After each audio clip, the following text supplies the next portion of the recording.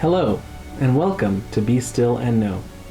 Today's video is going to be about features of ancient astronaut theory, and it's going to be mysterious ancient structures that are built or were built using advanced mathematics, methods, and tools. And the first video we're going to talk about today, the first region, is going to be Africa. So quickly we're going to go over again what is ancient astronaut theory. Ancient astronaut theory, sometimes referred to as ancient alien theory, is the idea that intelligent, self-aware, extraterrestrial, interdimensional, inner Earth-dwelling, or even time-traveling beings visited Earth and made contact with humans in antiquity and prehistoric times.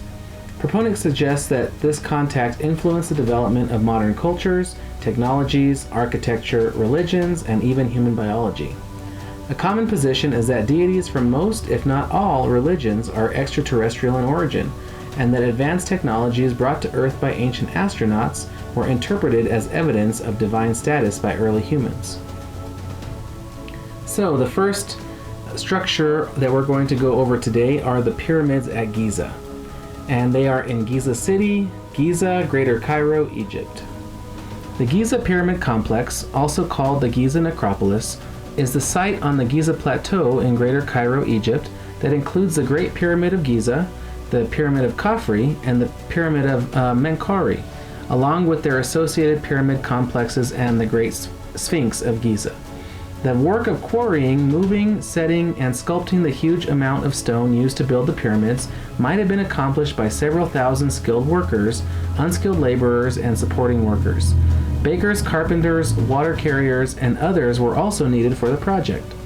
Along with the methods utilized to construct the pyramids, there is also wide speculation regarding the exact number of workers needed for building a project of this magnitude.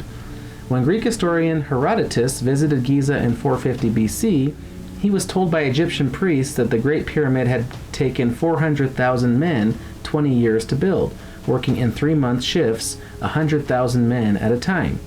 Evidence from the tombs indicates that a workforce of 10,000 laborers working in 3-month shifts took around 30 years to build a pyramid. It is by far the oldest of the ancient wonders of the world and the only one still in existence. The design of the pyramid may embody these foundations of mathematics and geometry that were supposedly unknown to ancient Egyptians. Phi, or the golden ratio that appears throughout nature, pi, the circumference of a circle in relation to its diameter, and the Pythagorean theorem, credited by tradition to mathematician Pythagoras about 570 to 495 BC, which can be expressed as a squared plus b squared equals c squared. So these mathematical principles can be seen in the architecture of the pyramids and the Sphinx, but it's strange how they had them because supposedly they weren't discovered when they were built. The Great Pyramid's elevation geometry encodes the true proportions of the Moon and Earth. This is evident when you bring these two bodies together such that the Moon is tangent to Earth's surface. The tip of the shaded pyramid diagram below is at the center of the Moon, and the base of the pyramid runs along the Earth's equator. The combined mean diameters of Moon and Earth measure 10,080 miles, or 99.96% accuracy according to NASA.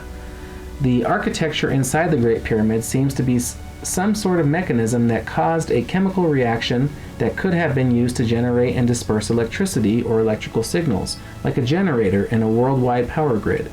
Some speculate it could be a communication or transportation device to contact or transport people to other dimensions or planets. The Great Pyramid consists of an estimated 2.3 million blocks of stone. Each stone block within the pyramid weighs approximately 2,267 kilograms, or 2.5 tons, taken from a quarry about 580 miles away, leaving some to speculate that it was built using sound levitation.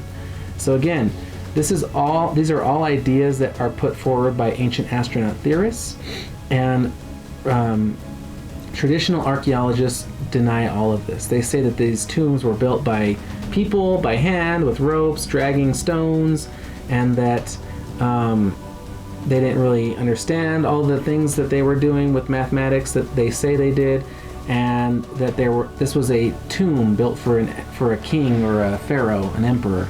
But again, the weird part about these pyramids is that no bodies were found inside, and very little inscriptions and hieroglyphics were found inside. It seems more like it was used for function rather than fashion, and it doesn't seem like it's a beautiful tomb built for an emperor. It seems more like a machine. It's just the way it looks to modern eyes, and archaeologists don't want to acknowledge this. So here are some images that kind of show on the top. It shows that the traditional method for the way that they say they built the pyramids, which was dragging huge stones up on log rollers, up ramps, hundreds of miles to eventually get to the top of these pyramids. I just don't think that's really plausible, or really doesn't seem like a smart idea. Who would want to do a project like that? It seems much more likely that they did this because they had tools that allowed them to do it easier than just dragging a bunch of huge ass stones up log rollers. And then on the bottom there's some images that ancient astronaut theorists think that this could have been the way that it was built, either by aircraft carrying these stones, or sound levitation, floating these blocks up. They were able to float these blocks and just basically guide them into place, and then turn off the mechanism or the machine that they were using to cause this anti-gravity effect, and then the blocks would just kind of settle down into place. And they think that they did that by, levitating the stones in the air using anti-gravity or vibration or sound frequency or some kind of levitation technology.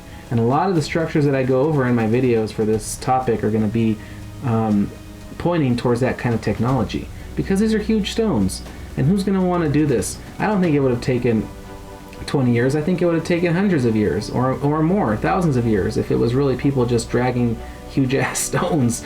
I mean, who has time during a 12-hour day of sunlight to do that? I mean, who wants to? So, okay, the next structure we're going to go over today is also in Egypt. It is the Osirian Temple in Abydos, Egypt. The Osirian, or spelled Osirian with an E, is an ancient Egyptian temple. It is located at Abydos, to the rear of the temple of Seti I. When archaeologists like Flinders Petrie and Margaret Murray were working at Abydos in the early 20th century, they discovered the Osirian by accident while excavating Seti's temple. The Osirian was completely buried under the sands of time. The theory is basically that the Osirian is actually far older than the age assigned to it by Egyptology, which credits it to Seti I and dates it to about 1290 BCE. It is often claimed to be many thousands of years older than this, with 8000 BCE being a figure commonly given, usually said to coincide with the actual dates of aforementioned Sphinx and pyramids, though others claim it dates to 18,000 to 20,000 years before present. So, entered from an underground passage, this simple complex of a central space with columns and carved chambers is fashioned from enormous blocks of granite, the style of which is comparable only with that seen at the Valley Temple in Giza. The granite was quarried in Aswan, more than 186 miles away. The temple of the 6th dynasty, Seti I, was later built over this site. Abydos has been called one of the holiest places in Egypt from the very earliest of times. Almost flush with the water table, and therefore the Nile, it is likely the Osirian was always partly filled with water, leaving a central plinth protruding like an island in the center. Submerged staircases in the temple floor descended into underwater chambers. Inside the Osirian is one of the two only examples in Egypt of monolithic granite architecture made from rose-colored Aswan granite. The other is the Valley Temple next to the Sphinx, which is another anomaly. The red granite blocks you see in the picture weigh up to 100 tons. Both structures were made from large pillars, 2 rows running along the length with 5 pillars in each, creating a central chamber. Both structures were covered over, and both were associated with the Nile. The Osirian has 17 chambers running along the walls, while the Valley Temple has 17 sockets in the floor for statues. Neville, who excavated the site in 1913-14, immediately recognized the similarities between Khafre's Valley Temple at Giza and the Osirian, and concluded that they were of the same Old Kingdom era. Both Giza and the Osirian show the same specific masonry technique. The same maneuvering protuberances were left on the otherwise finished blocks. These are the only 2 known examples of this technique in early dynastic structures. A curious set of images found on several of the large pillars has also been under more scrutiny lately. The flower of life, a representation of creation, and what is considered in sacred geometry the true energetic building blocks of the universe, is said by some to be flash burned onto the structure using an unknown technology, but it is claimed by mainstream archaeologists to be painted on with red ochre. There are several flowers of life that appear on the pillars, along with what appears to be ancient Greek writing. Their location high on the pillars suggests that they were put on later when the structure had already begun to fill in with sand, possibly by the Greek sojourner Pythagoras, who was said to have been initiated and given sacred knowledge at mystery schools in Egypt. So they're saying that Pythagoras of the Pythagorean theorem might have traveled to this area and drawn the flower of life, or maybe his followers or people that were with him did that, but that this was put on at a way later time than when it was actually built. So these Greek travelers to Egypt would have seen these things and been astonished at what they saw and the structures using mathematics that Pythagoras himself was barely discovering, or maybe rediscovering or relearning about from these mystery schools. So I don't think that he was the first to know these things, and it kind of shows in the architecture. The Great Sphinx, we're going to go over this now, is also in Giza, Egypt. The Great Sphinx is among the world's largest sculptures, measuring some 240 feet long and 66 feet high. It features a lion's body and a human head adorned with a royal headdress. The statue is carved from a single piece of limestone, and pigment residue suggests that the entire Great Sphinx was painted. According to some estimates, it would have taken about 3 years for 100 workers using stone hammers and copper chisels to finish the statue. So this Sphinx is another very mysterious structure, and it's probably much older, probably around a similar time period to the pyramid, the Great Pyramids, and the Osirian, and these were probably part of a very old culture that was later, these structures were later adopted by the younger Egyptian culture that rose out of the ashes of a much older culture that had collapsed. And so let's go over the Sphinx some more. Aker was an ancient Egyptian earth and underworld god. Aker was first depicted as the torso of a recumbent lion with a widely open mouth. Later, he was depicted as two recumbent lion torsos merged with each other and still looking away from each other. From Middle Kingdom onwards, Aker appears as a pair of twin lions, one named Duaj, meaning yesterday, and the other Sefer, meaning tomorrow. Aker was thus often titled He Who's Looking Forward and Behind. When depicted as a lion pair, a hieroglyphic sign for horizon, two merged mountains, and a sun disk was put between the lions. The lions were sitting back on back. So Aker was an ancient Egyptian god associated with lions. I think that this is probably what the people that constructed the Sphinx were trying to do, was portray a lion. And that's because the lion was like a symbol for looking forward, but also looking backwards. It's kind of like a symbol for time. And so I think that's why, or I think that's the image that the Sphinx was originally carved into, was a lion. In later times, Aker can also appear as two merged torsos of recumbent sphinxes with human heads. The constellation sign Leo, in particular, is associated with the heart and the sun. So astrology reinforces this Aker metaphor of the sun rising through the lion's heart, which is marked by the star Regulus. Regulus, which is situated slightly above or north of the ecliptic, fits well with this theme of the sun emerging through the breast of the Sphinx into the day world. The passage of the vernal equinox through the constellation Leo then evokes something very positive. Like the Aker Gate, this cosmic event implies a period in which the world was emerging out of darkness and into light as the Ice Age slowly receded into history. So this image of the lion looking forward into the day world and then having an image of it looking back into the night world was kind of a metaphor that these ancient Egyptians, these pre-Egyptian culture, kind of used, I believe, to show that there was a new era or new phase of humanity starting, which was the ending of the Ice Age. What important past date does Regulus mark in the zodiac's polar precession chronometer, and what was its significance?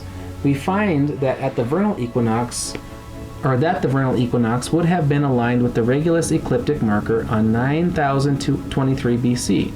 To derive this date properly, we must find the exact position of Regulus in this past era. One possibility is that this 9 millennium BC date was intended to mark the end of the Ice Age and the period of glacial cold that had gripped the Earth. For 60,000 years prior to that date, the Earth was in a fully glaciated state, and for another 50,000 years before that, the Earth was in a partially glaciated condition. Based on the climatic data from the accurately dated Caracal Basin VARV record retrieved from the coastal waters of Venezuela, we know that the last phase of the Ice Age, a cold period called the Younger Dryas, ended abruptly around 9615 BC. This transition marks the time of a 100-year-long period of unusual warmth, which caused rapid melting of the ice sheet, continental flooding, and rapid sea level rise. This flood period spans the date 9600 BC, which the priest of Sais gave to the ancient Greek ruler Solon as the time of the fabled sinking of Atlantis, and which has been passed down to us through Plato's ancient Greek dialogue Timaeus. Here we have an example of an amazingly accurate correspondence between ancient legend and modern geological data. So I believe that the Sphinx was built as a way to mark the beginning of a new era of warmth for the planet, that the Ice Age, which had been going on for thousands of years, was finally coming to an end, and a warming was going to be happening. And I believe that this date, when the Regulus mark was lined up with the constellation Leo, was 10,000 years ago. So if you look at these images, the Sphinx would have been looking directly at the heart of Leo, okay, Regulus, right around 10,500 BC. And this is also the date that we see that Robert Bauval has been saying that the Sphinx and all these ancient structures were built. So a lot of people believe that this was a way for whatever culture was around at that time to mark a new era. Dr. Robert Schoch and John Anthony West have dated the Sphinx as being at least as old as 5,000 to 7,000 BC, based on the amount of weathering evident in the carved rock making up the body of the Sphinx and the quarry excavated around it. So a 9023 BC date seems plausible. Also in his book, The Orion Mystery, Robert Bauval presents the hypothesis that the Sphinx is contemporaneous with the beginning of the age of Leo, indicated by the time when the vernal equinox was conjunct with the boundary between the constellations of Leo and Virgo. They date this at 10,500 BC using the assumption of a constant polar precession rate. Using a more accurate assessment of polar precession, which takes into account of the nutation cycle, their date would move back to 10,700 BC.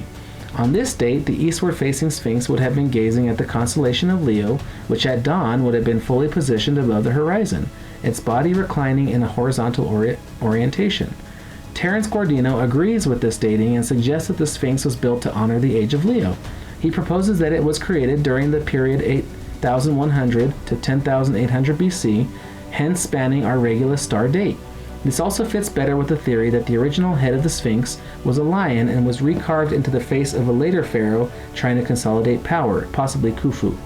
The original head may have even been destroyed and replaced with a human head made from blocks and cement. It is even possible that the original head eroded away and fell off, just leaving the body to be reinterpreted by later Egyptian dynasties. And then there's another theory that has been circulating, that the Sphinx originally was a giant dog.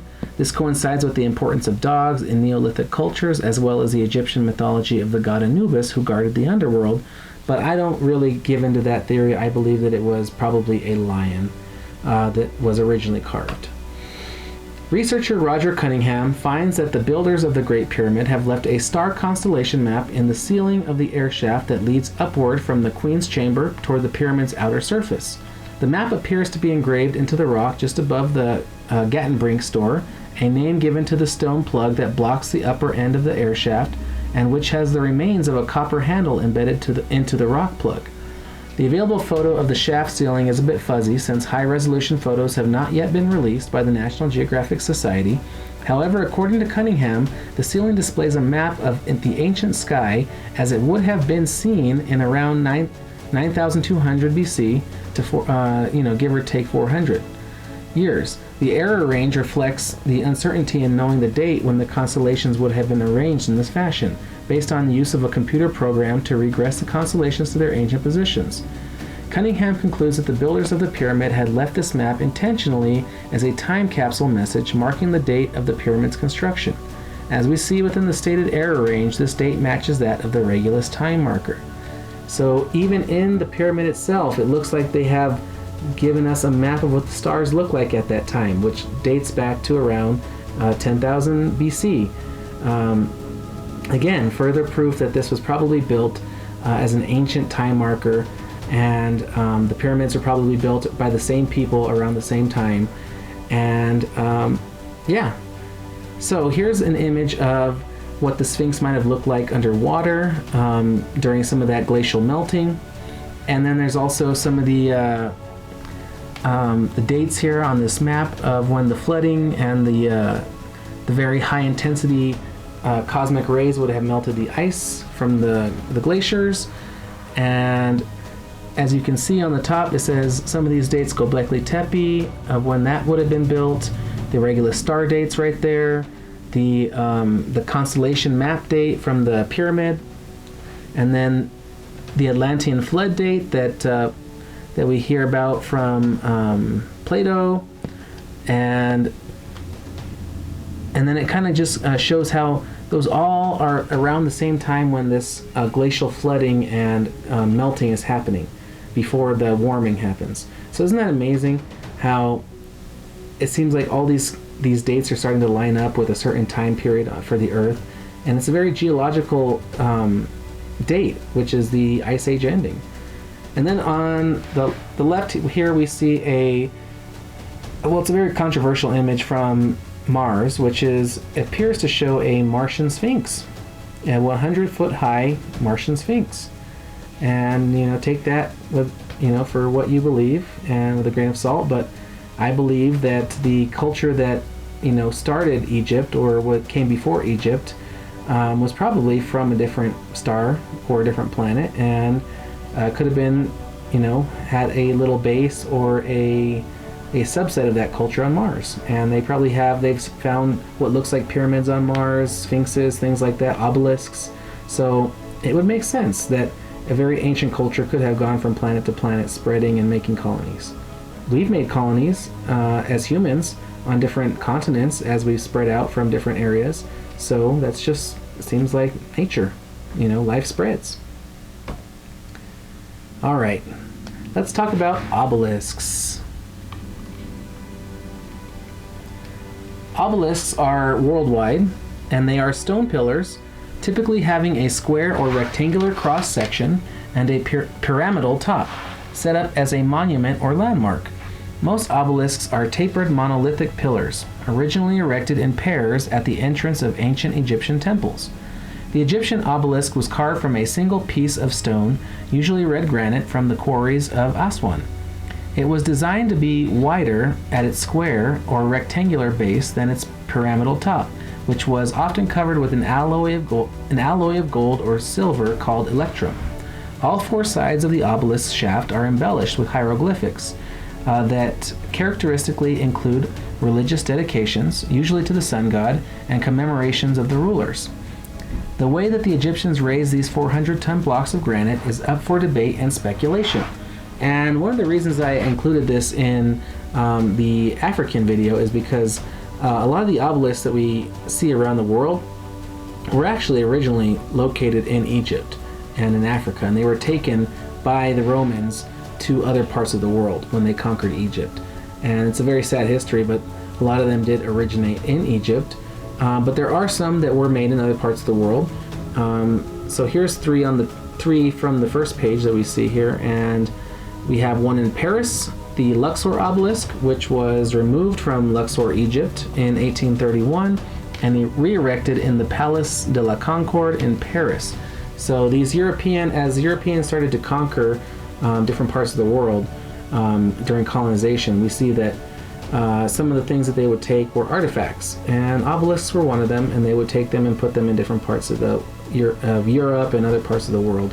And of course there's this Luxor, Egypt obelisk, which is still in Luxor, Egypt. And then on the right we have Cleopatra's Needle, which was in Alexandria, Egypt, and it was later moved to Central Park in New York City. So even in America, colonization has taken these beautiful things and displaced them. You know, I think it's a terrible shame. I think it's a cultural robbery, and I think it's a crime, you know. But that's what some Europeans did. While obelisks are known to have been erected as early as the 4th dynasty, which was around 2575 to 2465 BCE, no examples from that era have survived. Obelisks of the 5th dynasty's sun temples were comparatively squat and no more than 10 feet tall. The earliest surviving obelisks date from the reign of Sesostris I, from 1918 to 1875 BCE, and stands at Heliopolis, a suburb of Cairo, where once stood a temple to the Egyptian god Ra. One of a pair of obelisks erected at Karnak by Thutmose I from circa 1493 to 1482 BCE is 80 feet high, square at the base, with sides of 6 feet, and weighs 143 tons.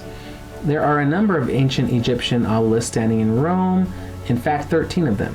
There are more erect obelisks from Egypt and Rome than there are anywhere else in the world, including Egypt. They were all brought to Rome by various Roman emperors. This particular example, often called the Vatican obelisk and sometimes Caligula's obelisk, is the only ancient Egyptian obelisk in Rome to have remained standing since Roman times. The obelisk was Christianized with inscriptions and with the symbols of the Sistine coat of arms, the lions, the three mountains, and a bronze cross, which in the 18th century was embellished with the relic of the true cross. Sadly, little is known of its origins or which pharaoh ordered its construction, because it has no hieroglyphs on it that would record that information. Basically, they just sanded off the inscriptions that were on it before. They Christianized it and put all their stupid Christian shit on there. But that's what a lot of these obelisks ended up being, basically statues that were like monuments to conquest because they were taken from Egypt. It's very sad. It was certainly quarried in Egypt and intended to be erected in Heliopolis. Sometime between 30 and 28 BC, the red granite obelisk shows up in Alexandria under Augustus's instructions to have it erected in the Julian Forum there. It was Gaius Caligula who had the obelisk brought to Rome in 37 AD, and it was the largest non-inscribed obelisk to leave Egypt at 25.5 meters high and weighing an estimated 360 tons. Some believe that obelisks were originally giant stone or crystal antennae that transmitted wireless electricity throughout the ancient world. And if you look at the way that the pyramid is set up, that was probably a generator for electricity, and the obelisks were probably a way to send that electricity through the ground and then kind of focus it out of the obelisk so that people could use it as electricity. So they were probably just big antenna that could basically transmit electricity through the air. That's what Tesla was trying to do with his Nikola Tesla, the scientist from I think he's from Latvia. I don't really know what European country he's from, but he was basically trying to do the same thing. He was trying to use electricity, generate it, and push it through the ground and out into antennas that would transmit it through the air wirelessly so that people could pick it up and use it. And he probably would have been successful, since it's looking like the Egyptians did the same thing a long time ago. So that's another thing that we're figuring out now, is that why are there these giant stone obelisks, and what do they do? This is St. Peter's Basilica and the Vatican obelisk in St. Peter's Square in Vatican City. So this is the one that they Christianized and put their own shit on there. And then there's an obelisk in Ethiopia as well, in the ancient Ethiopian kingdom of Aksum, in the modern city of the same name. There's also an obelisk. So, but I think that Ethiopia was very closely tied to Egypt in the ancient days, and that they had a lot of their technology and were able to use a lot of that as well. So I think that these obelisks were kind of like later additions to the Egyptian technology that they had. But I think that they were also used probably for a similar thing, either for monuments or for electricity. Okay, and that's why I included obelisks in this video, because they, I believe, originated in Africa. Okay, we're going to go over Lalibela now, which is also in Ethiopia. So Lalibela in the Amhara region of Ethiopia is a series of stone-cut rock churches that were some of the first Christian churches to be built in Ethiopia. So let's go ahead and read this one. Lalibela is a town in the Amhara region of Ethiopia, famous for its rock-cut monolithic churches. Ethiopia was one of the earliest nations to adopt Christianity in the first half of the 4th century, and its historical roots date to the time of the apostles. The churches themselves date from the 7th to 13th centuries and are traditionally dated to the reign of the Zagwe king Gebre Meskel Lalibela, circa 1181 to 1221 AD. The layout and names of the major buildings in Lalibela are widely accepted, especially by local clergy, to be a symbolic representation or copy of Jerusalem.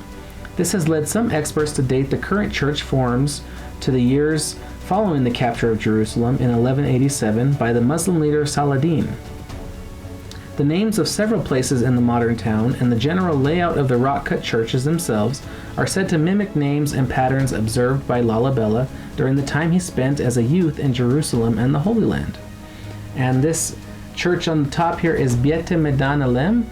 It's the house of the Savior of the world and home to the Lalibela cross, which is an ancient cross that the priests guard and keep very sacred. And we'll show a picture of that in a second. Lalibela, revered as a saint, is said to have seen Jerusalem and then attempted to build a new Jerusalem as his capital in response to the capture of Old Jerusalem by Muslims in 1187.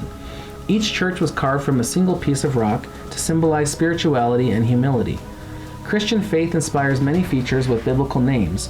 Even Lalibela's river is known as the River Jordan. Lalibela remained the capital of Ethiopia from the late 12th century into the 13th century. This rural town is known around the world for its churches, carved from within the earth from living rock, which plays an important part in the history of rock-cut architecture. Though the dating of the churches is not well established, most are thought to have been built during the reign of Lalibela, namely during the 12th and 13th centuries.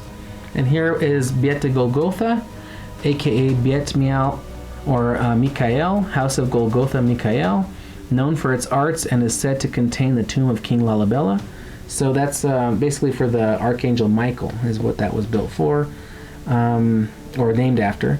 Beit Miriam, or the House of Miriam, or House of Mary, is possibly the oldest of the churches and is a replica of the tombs of Adam and Christ. So you'll see that this one has two openings, and that's supposed to be like a replica for the tombs of Adam and the biblical Adam, and Christ, Jesus Christ.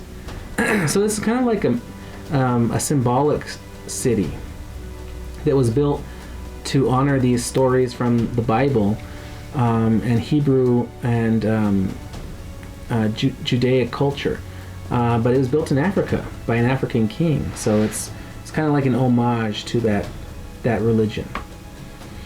Stone carvings in Beit Golgotha of St. Paul, left, and St. Peter, right, and a modern priest holding the Lalibela cross, center, that was previously stolen and sold to a private collector in Sweden. It was later returned when its origins were brought to light. This particular cross shape is also associated with Freemasons and their precursors, the Knights Templar.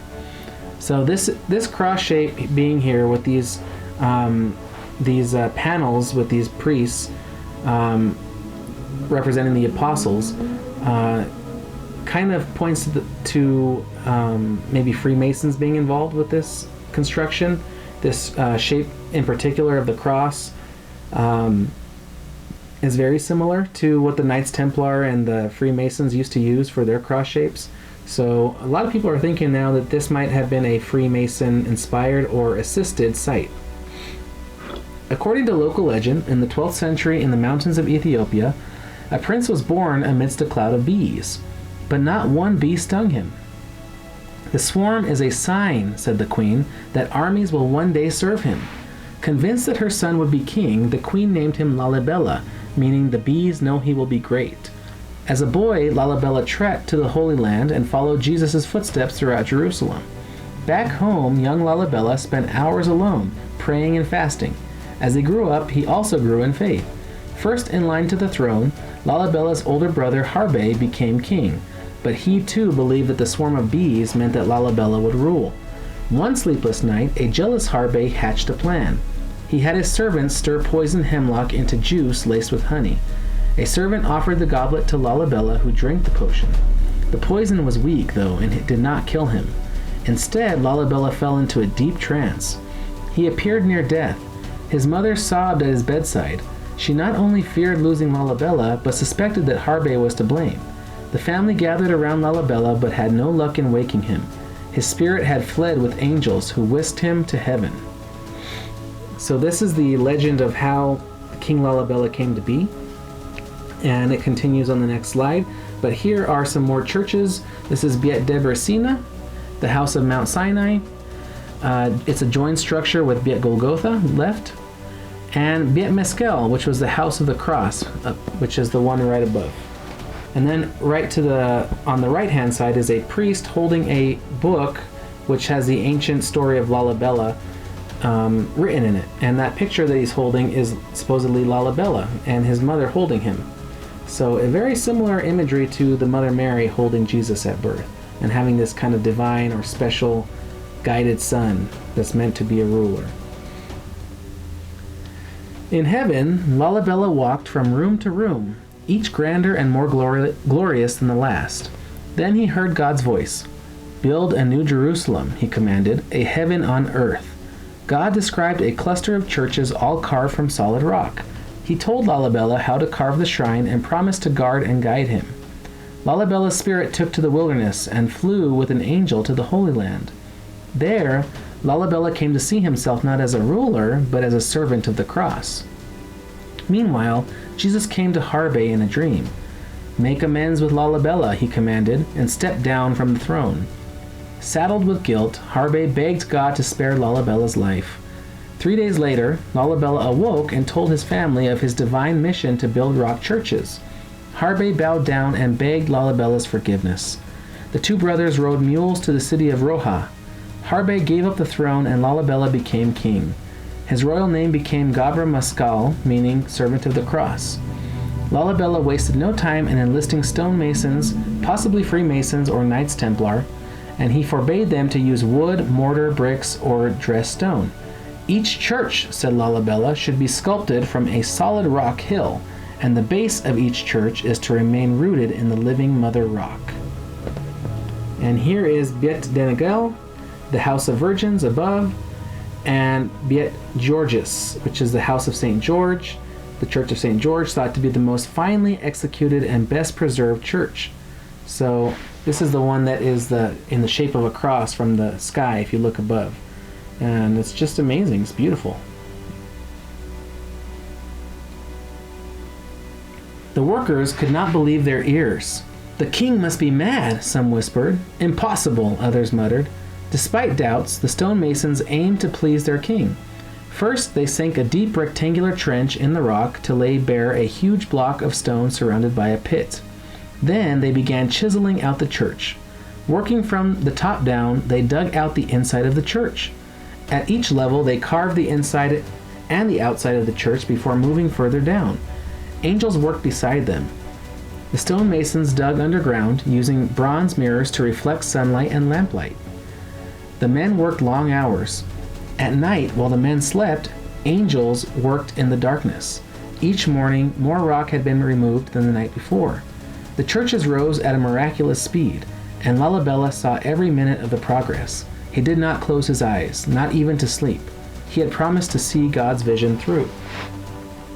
And here is Beit Kedis Mercurius, which is the house of St. Mercurius, or the house of Mark the evangelist, and it may be a former prison. So it's another one of the churches, and then we have some images of the angels that were said to have helped construct Lalibela's churches. And this is another legend that kind of points towards otherworldly technology, or some kind of technology, or people that have a technology that is mysterious and kind of strange how at night people would go to sleep, the workers would go to sleep, and then they'd come back and there's more dirt dug out. So what is these angels? Who are these angels? What is this technology that they have that they're able to assist human beings in building these rock-cut churches? And they dug these from the top down, and even archaeologists claim that they can tell that these were dug and carved from the top down.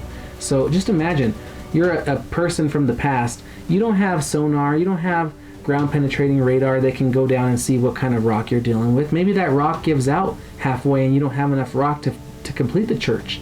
You don't know, because you haven't dug that far down. So they would have had to either know that the church that they're carving has enough rock underneath to carve the whole thing, or they would just be guessing, and then they wasted their time if they end up coming to a rock that was not usable at the end. So I don't think that people would waste their time unless they knew. I think they had some kind of technology that allowed them to see deeper into the earth to see what kind of bedrock they're dealing with. So I don't know, it's another thing that's mysterious about these structures. Year by year, halls, arches, and columns arose from the pink rock. Crosses, scrolls, and gargoyles adorned walls and ceilings. 2 churches were almost complete. For 12 years, Lalibela had not slept one wink. "Surely the saints are smiling on me," he said, as he finally drifted to sleep. That very night, he woke to a vision.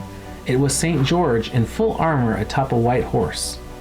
"Why have the stonemasons built no house for me?" St. George asked. "Am I not worthy of the honor?" "I will build the most beautiful church of all for you," Lalibela promised. St. George left nothing to chance. He did not budge until the church was finished. By then, his horse had left hoof prints in the rock. In about 24 years, thousands of workers removed mountains of rock and carved 11 churches. 4 of the churches were cut from a single rock. Others were dug inside caves or carved inside into the sides of cliffs. A maze of tunnels and crypts linked the churches. So they are all linked underground by tunnels. And that's another reason why I think that the Knights Templar or the Freemasons might have been involved in this, is because they did this tunnel work underneath the churches to connect them. And the Freemasons and the Knights Templar, that's all they were about, was these secret crypts and tunnels and networks that they would build underneath their structures to hide stuff. So another reason why I think they might be involved with this. Biet Emmanuel, or the House of Emmanuel, is possibly the former royal chapel, and that's the one right above. And then Biet Abba Libanos, which was the House of Abbot Libanos, is right there on the right. More beautiful churches right into the cliffside. Gabra Maskal Lalibela reigned for over 40 years during the 12th and 13th centuries. As king, his greatest accomplishment was building the rock churches in the city of Roja, now known as Lalibela. The churches were cut inside and out from solid rock, carved in caves or into the sides of cliffs. There is some controversy as to when some of the churches were constructed. David Buxton established the generally accepted chronology, noting that 2 of them follow with great fidelity of detail the tradition represented by Deborah Damo as modified at Yemrahana Christos. Since the time spent to carve these structures from the living rock must have taken longer than the few decades of King Lalibela's reign, Buxton assumes that the work extended into the 14th century. He's saying that it must have taken longer than they said that it did. He's saying it must have been done after Lalibela died and they just continued building after that. But I don't think so. Again, I think that they had advanced technology that when they say they built it in the amount of time they built it, I think that's what the amount of time they built it in. And it's because they had this technology that was secret that they were using at night when the workers slept. And this guy is saying, Buxton is saying that it must have taken much longer, but I don't believe that. I don't give into that, because he's only saying that because of the kind of technology that they had back then. But that's what we assume they had. We don't really know. Bet Gabriel Raphael, House of Archangels Gabriel and Raphael, possibly a former royal palace linked to a holy bakery. So here is the one where it looks like kind of like a V or like a triangle shape. It has 2 large platforms that you can stand on. It's a really cool one. However, David Phillipson, professor of African archaeology at the University of Cambridge, has proposed that the churches of Mercurius, Gabriel, Raphael, and Denegel were initially carved out of the rock half a millennium earlier as fortifications or other palace structures in the waning days of the kingdom of Aksum, and that Lalabella's name simply came to be associated with them after his death. On the other hand, local historian Getachew Makonnen credits Geber Meskel Lalabella, Lalabella's queen, with having one of the rock-hewn churches, Beta Abelibanos, built as a memorial for her husband after his death. Some experts like Makonnen now believe that one of the churches, Bet Madonna Lem, House of the Savior of the World, was built 300 years before Lalabella's time, and his queen built Bet Abelibanos, House of Abelibanos, in memory of Lalabella after his death. So they're saying that, a lot of people are saying, man, this is just too impossible for them to have built all these churches in the time of Lalabella's reign. And so now they're saying that some of these are probably ancient carvings, ancient structures that were built by like a prehistoric man and then later turned into churches during the kingdom of Aksum. They're saying that some of them were built, maybe one of them was built as a memorial for Lalabella by his wife after he died, but they're just guessing. These are just guesses. They don't really know. And the legend says clearly that they were built during Lalabella's reign by angels, and Freemasons. So I don't know why they're doubting. Archaeologists always doubt legends, when legends is oral history, and oral history should be taken seriously, but they never do. And here is Bethlehem, or Hebrew for house of bread. That's the left one. And then the monastery of Ashatan Mariam, which is the picture below, and the pictures to the right, which is in the cliffs. So another beautiful structure in this area. Archaeologists say it would have taken the work of 40,000 men to remove the estimated 328,000 cubic feet of rock to construct the churches. Though there are doubts that the stone masons could have completed the work in a mere 24 years, no one knows exactly how the churches were built. All that remains are the amazing structures and a centuries-old legend. Due to the presence of many Masonic and Knights Templar symbols, there is some speculation that King Lalabella might have gotten help from the Knights Templar to build these churches. There are rumors that the Knights Templar and their successors, the Freemasons, may have had access to ancient high building methods and technology passed along in secret amongst tight circles. This group may have included Lalabella, who was essentially building a replica of Jerusalem, a feat that would have greatly interested the Knights Templar. Also, given that there are claims and rumors of the Ark of the Covenant being guarded in Ethiopia, it could be that this vast complex of churches was built exactly for that purpose of housing the Ark of the Covenant. There are other rock churches in Ethiopia, but Lalabella's are the most famous. At 39 feet, Bet Georges, House of St. George, is the tallest of Lalabella's churches. The largest is Bet Madonna Lem, the House of the Savior of the World, measuring 109 feet long, 77 feet wide, and 35 feet deep.